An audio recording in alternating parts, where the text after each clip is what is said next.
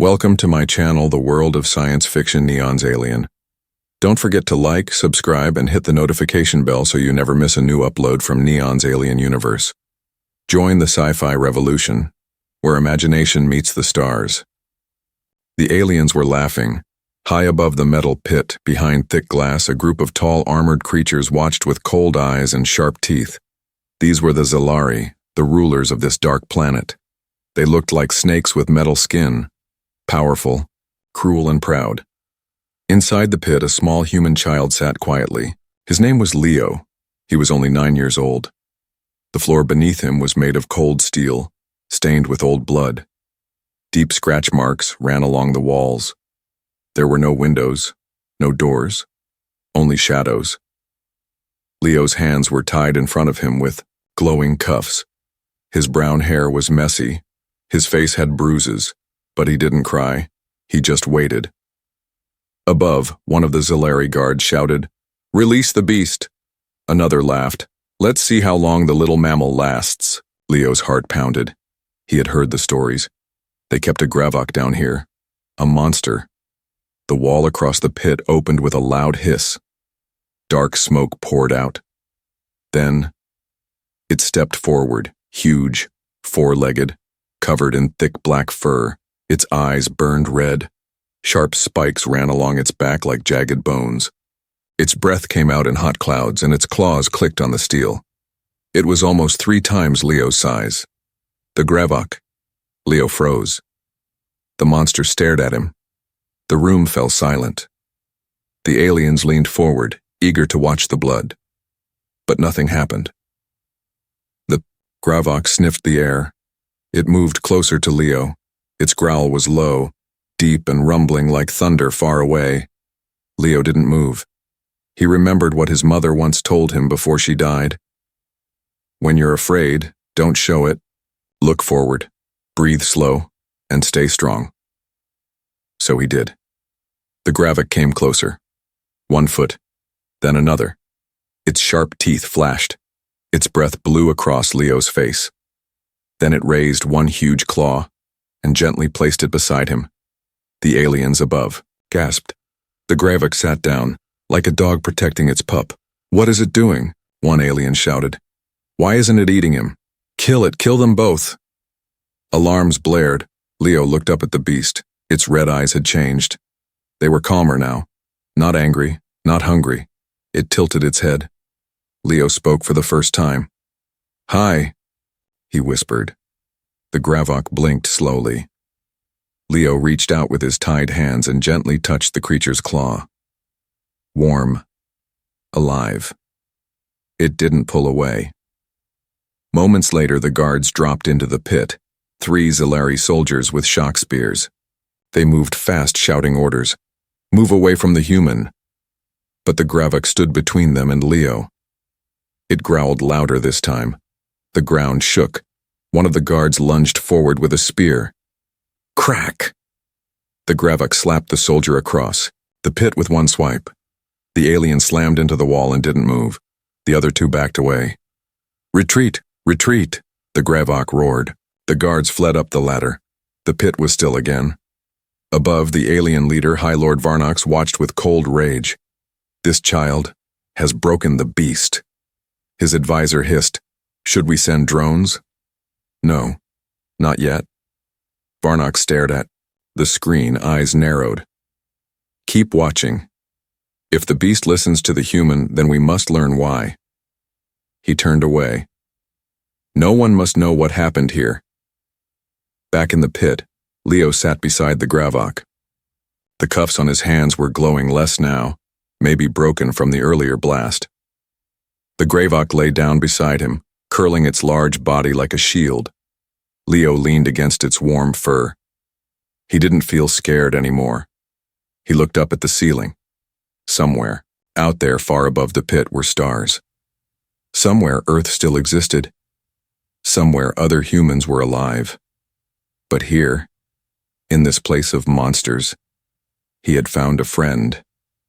Maybe the only one left. The pit that once smelled of blood now felt like something else, home. Leo sat with his back against the Gravok's thick, warm side. Its heartbeat was slow and heavy, like the echo of thunder beneath his skin. The creature no longer growled, no longer snarled. It simply rested, like it trusted him, and Leo trusted it too. Far above in the dark glass chamber, High Lord Varnox watched in silence. The Zalari scientists gathered around the screen. "This is impossible," one hissed. "The Gravok obeys no one." Another added, "It eats anything that moves, even us." Varnox's eyes narrowed. But not him. Not the human child. They all turned to watch Leo stroke the Gravok's fur. He whispered something to the beast. And it listened. Leo didn't know if the cameras could hear him, but he didn't care anymore. He talked anyway. "I know you were supposed to eat me," he said softly, "and I think I was supposed to die." The Gravok blinked slowly. "But Dun, I'm glad you didn't." Leo smiled even though he was tired. "You remind me of someone. Big, strong, always quiet. My dad." He looked down. They killed him. Too. The Gravok let out a low, soft hum. Not a growl, not a roar, but something new. A response. Days passed. No one entered the pit again. No food, no water. But the Gravok brought strange fruits from cracks in the wall, fruit that glowed slightly, and kept Leo strong. It lay beside him each night, keeping him warm. And Leo did something no one had done in weeks. He laughed. Above, the scientists ran tests. They scanned the Gravok's brainwaves. They analyzed the pit's heat and sound. They tracked Leo's heart rate. All results pointed to one thing. The beast had bonded.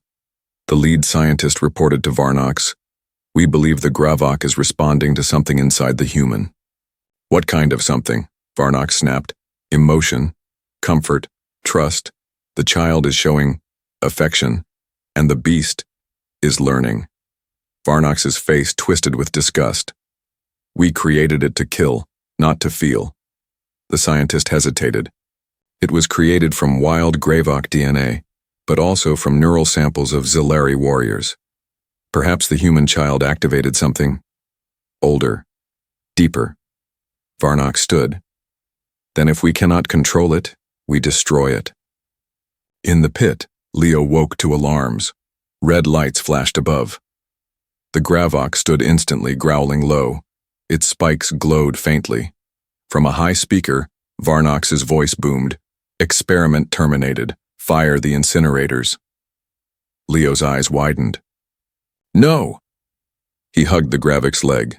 The walls began to heat. Flames hissed from hidden pipes. The air grew sharp and hot. But the Gravok roared, a sound so loud it cracked the speakers. Then it did something unexpected. It ran to the wall and started digging. Its claws weren't just sharp, they glowed red with inner energy. The beast struck the wall again and again, metal bending, sparking. Leo backed up, coughing in the smoke. "Are you trying to break us out?" he shouted. The Gravok growled once, like a yes. The alarms grew louder. More heat, more smoke. Then, crash. The Gravok broke through. A hole opened into a long, dark maintenance tunnel. Leo coughed again. "We can't stay, we have to go." The Gravok turned to him. Leo didn't hesitate. He grabbed its fur and climbed onto its back. "Let's get out of here." As they moved through the tunnel, Leo looked back one last time. The pit, the place he should have died, was now burning behind him. But something new had begun. He wasn't a prisoner anymore, he was riding the monster, and together, they were heading for freedom. The tunnels were dark, not the kind of dark that comes from night, but a deep, living blackness, like the planet itself was hiding secrets beneath its skin. Leo gripped the Gravok's fur tightly as it moved fast through the winding maintenance shafts. Its heavy feet made soft thuds, yet somehow it moved like it had always known these paths. It wasn't just running, it was leading. Far above, alarms screamed through the Zalari fortress. "Target has breached containment," a guard shouted. "Seal." Off the lower levels, High Lord Varnox stood before a giant display screen, his tail coiled tightly. They're heading for the waste sector. Send hunter units. No survivors. Back underground, the Gravok slowed at a crossing. 3 tunnels, 3 choices. It sniffed the air, then chose the middle one.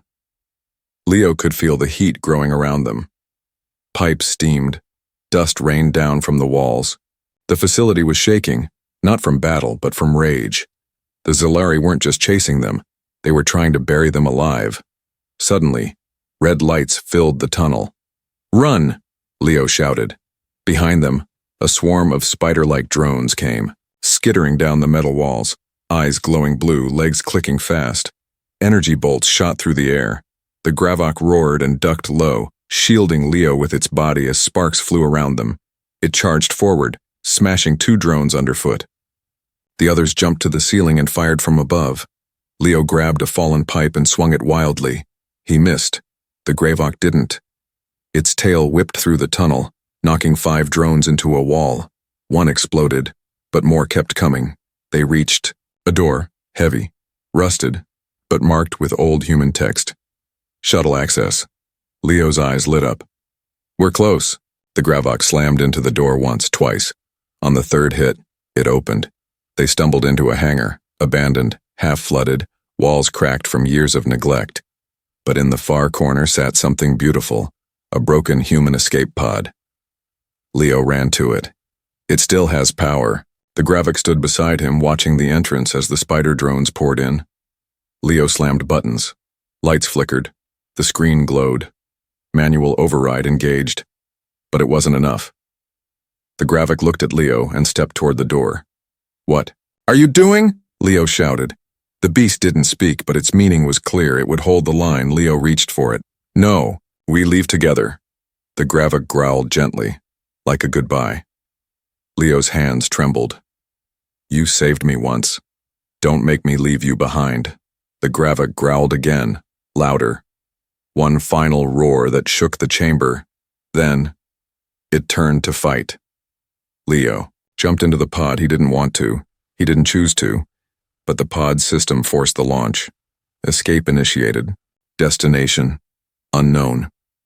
He watched through the small window as the Gravok battled in the hangar, crushing drones, roaring with rage, claws glowing red. And then, the pod launched. Leo sat in silence as the stars appeared outside. Tears rolled down his face. He had escaped. He was alive. But his heart stayed behind. In the silence of space, Leo looked at his reflection. He was still just a child, but no longer weak. He wasn't the boy who fell into a pit anymore. He was the boy who had tamed a beast and left something behind worth coming back. For Leo's escape pod drifted through space, cold, silent, alone. His knees were pulled to his chest, his arms wrapped tight around them. His mind was racing, not with fear, but guilt. He had left Drogar behind. The Gravok, the beast who had protected him, fought for him, and treated him like family, was gone, maybe dead. Leo didn't cry anymore. He just stared out the window and promised himself he'd return one day. The pod floated toward a nearby moon called Nareth 9, marked on old human charts as uninhabitable. But something had changed. As Leo's pod broke through the clouds, he saw lights in the distance. Buildings. Life. Not Earth, but something close. The pod crashed softly into tall blue grass, bouncing once before rolling to a stop. Leo climbed out, blinking in the strange pink sky. He wasn't alone anymore. Within hours, they found him. Not humans.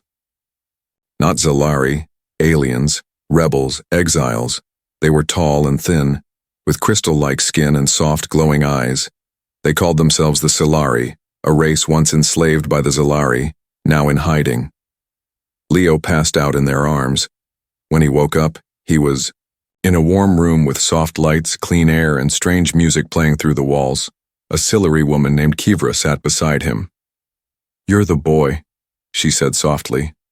"The one with the beast." Leo blinked. "You know about Drogar?" Kivra nodded. The Zalari broadcasted it. Your face, the Gravok, your escape, they made it sound like a threat. Leo sat up. What are they saying? They say you corrupted the beast, that you're dangerous, that anyone who finds you must turn you in or be destroyed. Leo stood in silence. They're hunting me. Kivra didn't deny it. But some, she said, see your story as something else. A sign. Proof that their control is slipping. Leo frowned. I didn't mean to start anything. I just survived. Kivra smiled. Sometimes surviving is the first rebellion. That night, as Leo lay staring at the stars through the crystal ceiling, a thought returned again and again. Was Drogar still alive? If he was, the Zilari would never let him live free. And if not, Leo couldn't let it end like that. He had to go back. The next day, Leo met the rebel circle. Dozens of alien species, Silari, Rulans, Verkin, and even one old human named Commander, Brooks, hiding from a war he no longer believed in. They listened as Leo told his story. Not just the escape. Not just the pit. Everything. How he had first seen the Gravok. How the beast didn't eat him. How it protected him like a brother. He ended with 4 words, I want him back. Silence followed. Then Brooks leaned forward. There may be a way. He pulled up a star map. This is Harkoon 7, the prison world you escaped from. Before the war, we intercepted data from it. There's an old biosignature tracking station under the mountain near Sector 9. Leo leaned in. It tracks beasts? Not just beasts. Bonded ones. Kivra gasped. You mean the Gravok might still be alive and traceable? Brooks nodded. If it lived, it would return to the deep zones, their sacred grounds. Leo stood.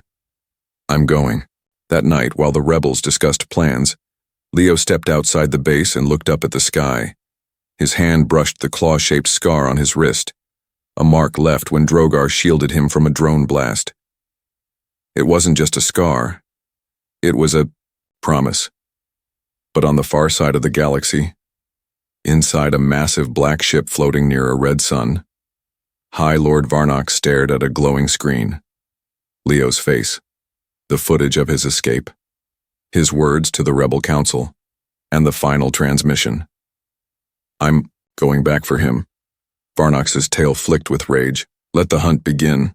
The fire was spreading, not a fire of flames, but of hope. Across the galaxy, the story of the boy and the beast was no longer a secret.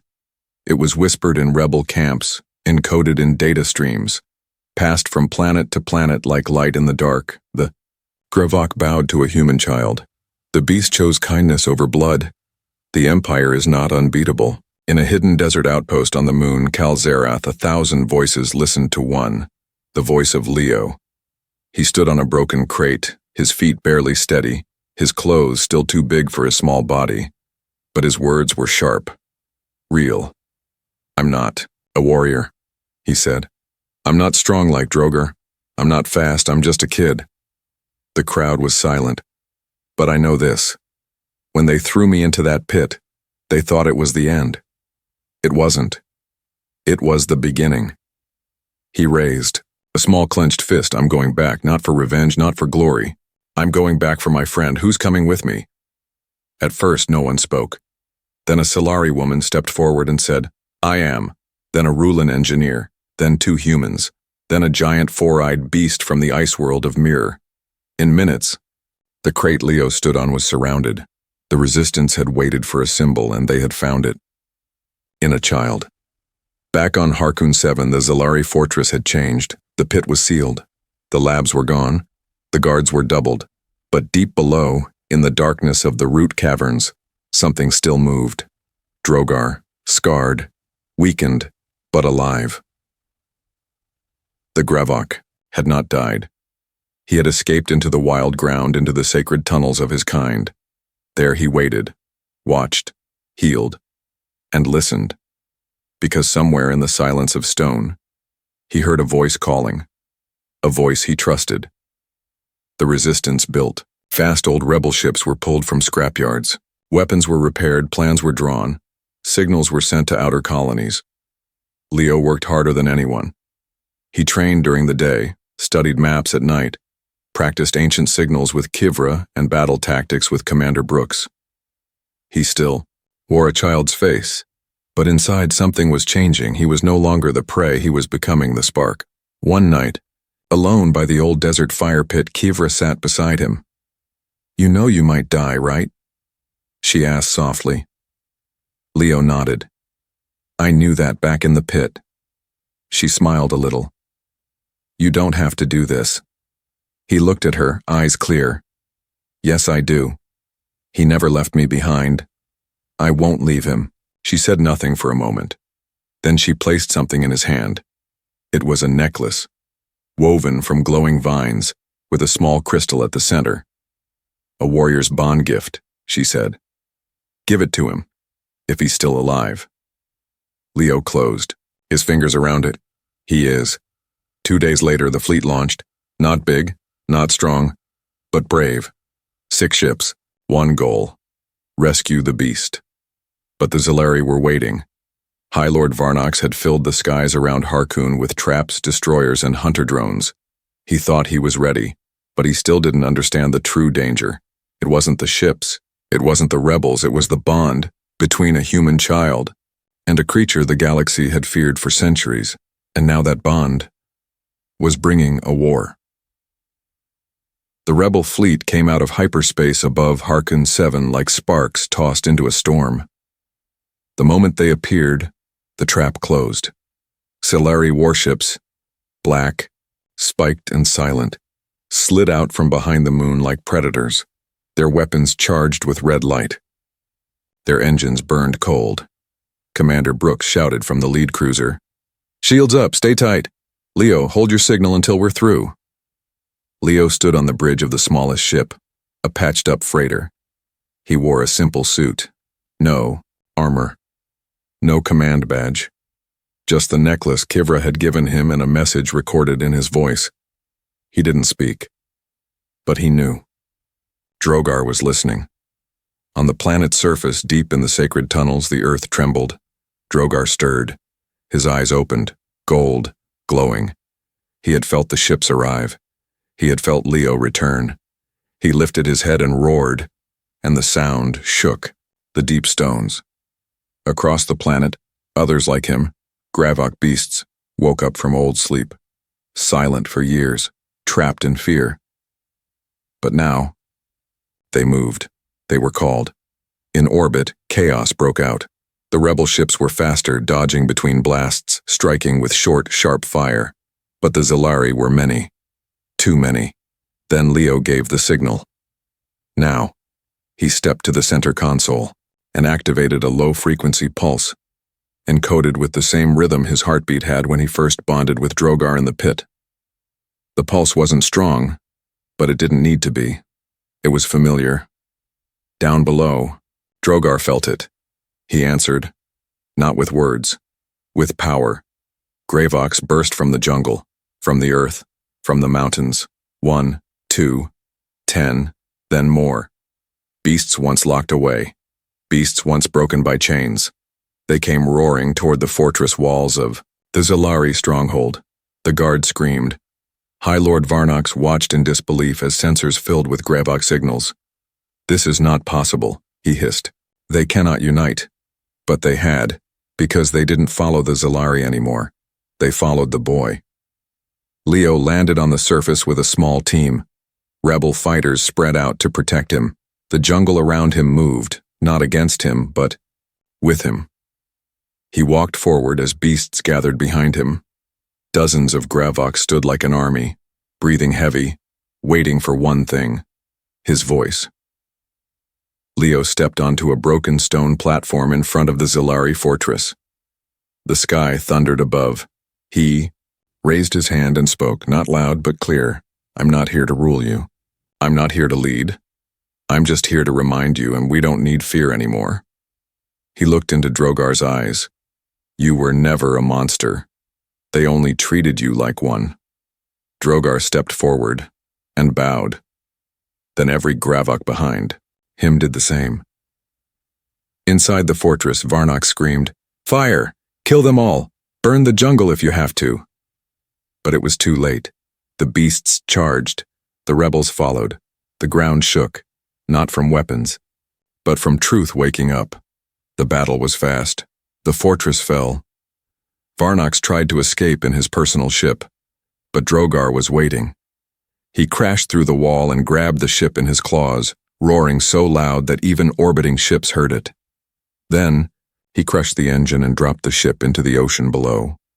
After the fight, the battlefield was quiet. Beasts walked freely. Rebels celebrated.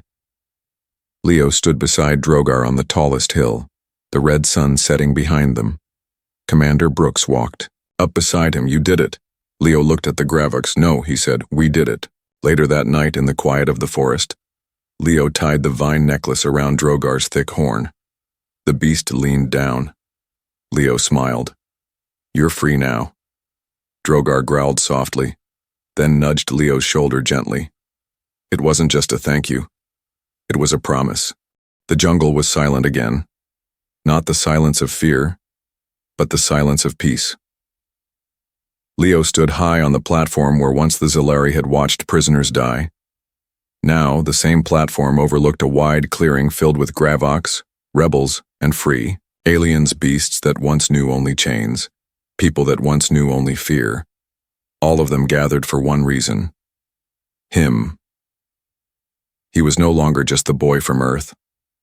No longer, the child tossed into a death pit like garbage. He was the one who spoke to monsters, the one who turned a weapon into a protector, the one who didn't run.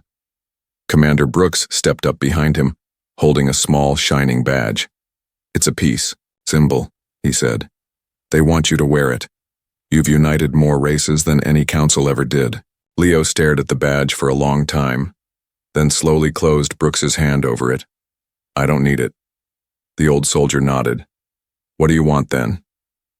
Leo looked across the crowd, at Drogar, at the jungle, at the broken fortress behind them, and then at the sky. I just want to make sure this never happens again. From every corner of the galaxy, messages came in. Worlds the Zalari once ruled declared freedom. Other species who had hidden in fear began to rise. The rebellion was no longer a whisper. It had a face now, a young human child, with no army, no planet, no power, only courage. Weeks later, Leo walked through the jungle alone. The trees parted for him. He wasn't afraid anymore. He didn't carry a weapon. He didn't need to.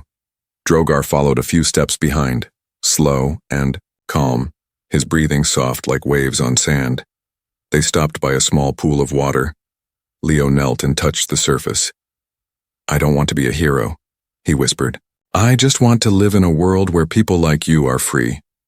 Drogar stepped forward and gently rested his forehead against Leo's shoulder. It was the quietest moment, and maybe the most powerful. Back at the base, a message blinked on. The console. To Leo from Earth High Council. We have heard your story. Earth welcomes you home, hero of the wild moon. Kivra showed Leo the message. He stared at it for a long time, then looked at Drogar, then back at the trees. Maybe one day, he said. But not yet. Because here, he wasn't just someone they remembered. He was someone who mattered, and far beyond, in a dark corner of the stars. Other enemies watched. They studied the footage, the human child, the Gravox bow, the Zalari defeat. And they asked one question. What kind of species raises children like that? And the answer, whispered from world to world, was always the same. Humans. Don't underestimate them. A child entered the jungle. A legend walked out. And the galaxy would never forget his name.